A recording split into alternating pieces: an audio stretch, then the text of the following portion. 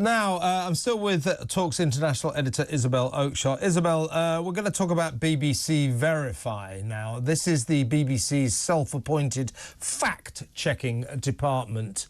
I wrote today, the pathetic pomposity of the profoundly biased BBC believing it is qualified to run a fact-checking department. It clearly isn't, because it doesn't even know the meaning of the word objectivity. It's, of course, in the inheritance farming tax row. It wrote, because, of course, the BBC is a Labour-supporting left-wing organisation, it wrote that when Keir Starmer and the gang, Farmer Harmer Starmer and his gang insisted that the number of farms affected by the hated tax would be relatively small, as you said earlier, a handful. Some Labour people were saying as few as 500. There were 209,000 farms in this country, as you said earlier.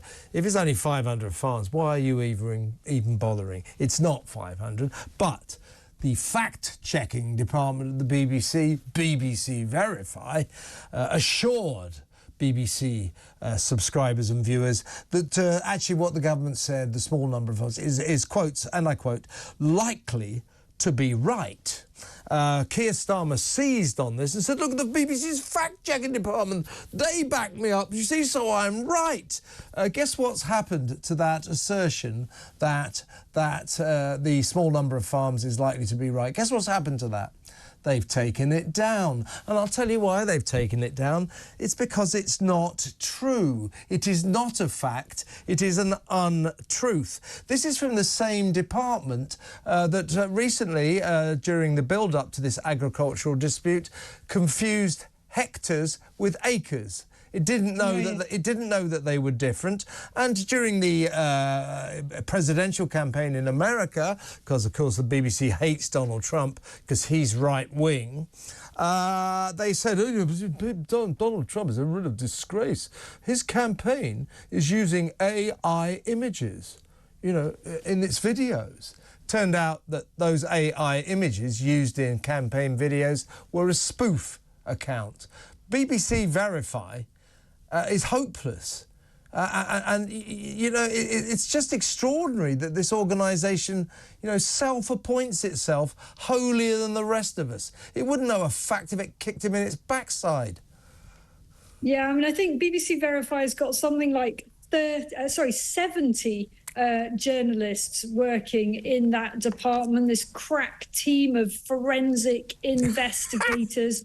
Unfortunately, you have to dig around for the truth on BBC Verify. It's like a farmer digging around for potatoes, a lot of hard work, and in the end you find something grubby, and that's what it is on BBC Verify. You didn't mention another of their blunders in relation to the so many. Sorry, Karen, what's this one? Because they managed to cite a Labour Party activist as an independent source. This was very embarrassing for them. You know, they quoted a guy who is a tax expert, you know, very credible individual with wonderful credentials to talk about tax policy. Just one problem, though. He's a fully paid up member of the Labour Party and, in fact, sits on their most senior disciplinary body. So citing him as an independent expert doesn't really work, does it? If what you're doing is pretending to be wholly impartial. Yeah. So I think they've had a really, really bad day. And didn't Jeremy Clarkson speak for the nation? All of us exasperated licence fee payers and everybody who hasn't paid the licence because they don't have a television and don't listen to the BBC, but nonetheless gets weekly letters threatening them that they have to pay the licence, otherwise they're going to go to prison. I think Jeremy Clarkson spoke for all of those when he said, since when did the BBC become the mouthpiece of this infernal government? Exactly right. And you want a fact?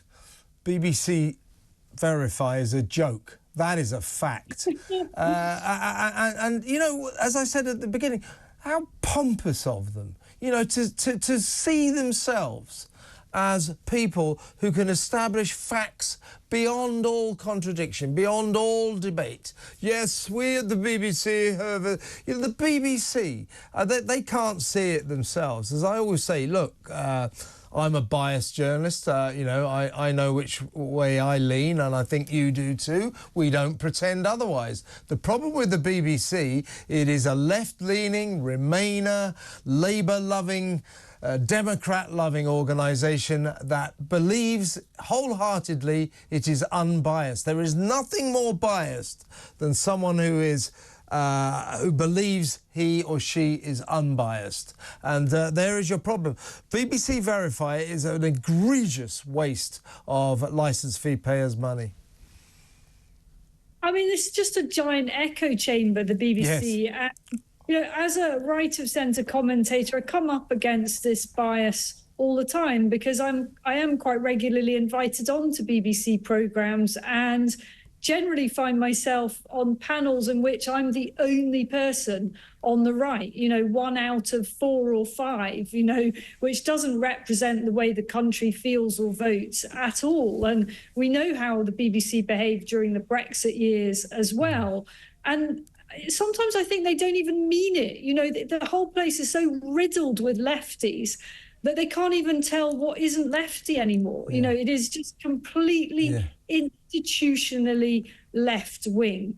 And BBC Verify, I actually kind of like the idea. I mean, I've spent a bit of time looking at the website today, and they have some really quirky and interesting stuff on there, but an awful lot of it is very international. And you are slightly left feeling, well, hang on, who's paying for this? It is the British taxpayer. We're forced to pay for it. It's very difficult not to pay a licence fee. So why on earth are you telling me about Nigerian witch doctors? Exactly. And in terms of that left-leaning bias, well, tonight it'll be question time, won't it, with Fiona Bruce. I don't know where they'll be today, some rural town, they usually are. Was it Basildon last week? Anyway, the other week, a couple of weeks ago, 2 or 3 weeks ago, it was remind me, the impressive chairman of Reform UK, name? Zia. So Zia's on it, and he's making a point about the migrant crisis, and of course the point he made, he gets completely booed by this audience of about 150 of them, because of course the BBC always stands accused of stacking the Question Time live audiences to the left. So Zia's made this point, they all boo. And he went, oh yeah, typical Question Time audience. And Fiona Bruce, all haughtily, went, no, wait a minute, I won't have that. The BBC goes to the ends of the earth to make sure that our audiences, our studio audiences for Question Time are balanced, are fair and balanced, and represent a wide range of political views. Let me ask the audience, how many of you voted Reform?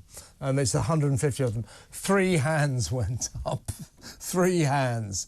They can't stop themselves. They can't help themselves. They don't even realise it. What they don't realise, this lot, BBC Verify, Fiona Bruce, Tim Davie, the Director General, the entire news department, all their biased reporters who hate Israel in the Middle East, what they don't realise is they're so biased that the whole nation is laughing at them, as Jeremy Clarkson exemplified the other day.